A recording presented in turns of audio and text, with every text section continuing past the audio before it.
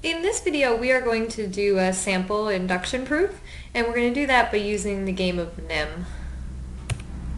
So what I'll do is I'll just start out by reminding you the variation of the Game of Nim that we're playing. So in this version of the Game of Nim, we're going to have a number which is going to be our total, and that's going to start with 1. And I haven't said it here, but we're going to use capital T to represent the total, the running total. And then we have this two-player game where the two players alternate, choosing an integer between 1 and 3 inclusive to add to this running total. The player who says the victory number, which we'll refer to as V, and when we begin we'll have this victory number V being 21, is going to be considered the winner of the game. In our version, player 2 is going to choose first. In other words, player 1, we think of player 1 as beginning the game, starting with that total value at 1. And then player 2 is going to be the first person to choose a number between 1 and 3 to add to that running total, to change the running total as we aim for the victory number. Now, what we're going to prove with this version of the Game of Nim is that in this version, given the rules on the previous slide, the set of numbers where we can guarantee a victory for player 1 is the set of 4n minus 3, where n is a natural number.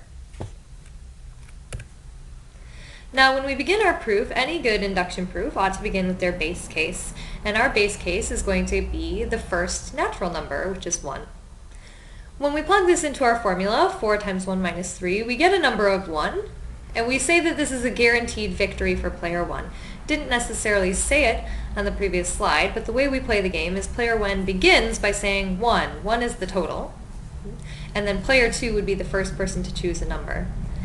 It's sort of silly, but in the case that our victory number is also 1, player 1 just wins by default, and nobody plays the game at all. So player 1 starts out by establishing the total, and player 1 is just by default victorious. So a very silly game of Nim. A very good game if you're the house and you're betting. It's very silly, but this happens to be our base case, and it's almost vacuously true. Now the very next thing that we do in an induction proof is establish what we're calling the induction hypothesis, which a lot of people have a difficult time with because it sounds like you're assuming what you're trying to prove, but here's the big difference. What we're going to assume is that for some unknown natural number k, so we're thinking of k almost like an unknown constant more than we are a variable. When we use the set builder notation, we're thinking of this n as a variable.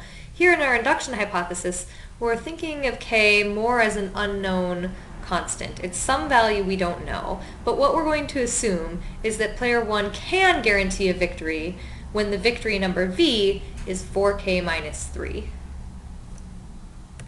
Then what we want to show is that the very next possible victory number, that is, the thing of the form 4 times the quantity k plus 1 minus 3, is also a victory number. We can guarantee, assuming that we know we can win if the victory number is 4k minus 3, then we can prove we could also win if the victory number were a little larger. How much larger? Precisely 4 times the quantity k plus 1 minus 3, which we now simplify out to be 4k plus 1. Now, we're going to go ahead and proceed, and the very first thing we're going to use is our induction hypothesis. I've said it before and I'll say it again so that it's on record in this video. If you have something that's supposedly an induction proof and you never use the induction hypothesis, that proof is wrong. So let's just start our proof off by using the induction hypothesis. By our induction hypothesis, we know that player 1 can ensure that he or she is the player to say 4k minus 3. That's precisely what our induction hypothesis is. After getting the total, t, to be 4k minus 3, then it becomes player 2's turn. So we know that player 1 is the one who can say 4k minus 3. We know that player 1 can ensure that that happens. And at this moment in the game, control of the game is given to player 2. What we're going to do is proceed in cases, and what the cases will be are the 3 different options for what player 2 could say at this point. Now the first thing that could happen is player 2 could choose to say the number 1, so that our total, which was before 4k minus 3, now is incremented up by 1 and becomes 4k minus 2. After that moment in time, play would return to player 1, and player 1 can choose to add 3 to to that running total of 4k minus 2, so that the new total becomes 4k minus 2 plus 3, which is 4k plus 1. And this was the victory number that we wanted to show. Similarly, if player 2 chooses to add 2 to the total of 4k minus 3, then the total after player 2's turn goes from 4k minus 3 to 4k minus 1. In that case, player 1 can now choose a value of 2 to take the running total from 4k minus 1 to 4k plus 1, again, as we wanted.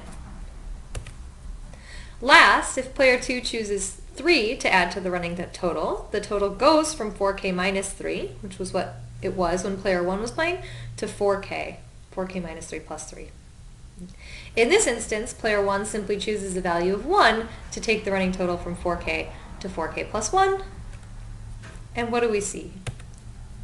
Well, what we see is that because player 2 must make a move when the running total is given to him or her with this value of 4k minus 3, and they must add one of the values considered on the previous page, either 1, 2, or 3, to the total, then we've really and truly covered all cases of what can happen. And in every single case, we were able to show that we could get the total from what it was when on our last turn, 4k minus 3, all the way up to 4k plus 1, which, just paraphrasing again, is 4 times the quantity k plus 1 minus 3. And that's a number for which we can ensure that player 1 will be victorious in our game. Just to end off the induction proof, make a nice summary statement. Say k was some unknown natural number. It was arbitrary. We didn't have any control over it. And what we have shown is that knowing that the result is true for a value of k in our formula implies that the result is true when we plug k plus 1 into our formula.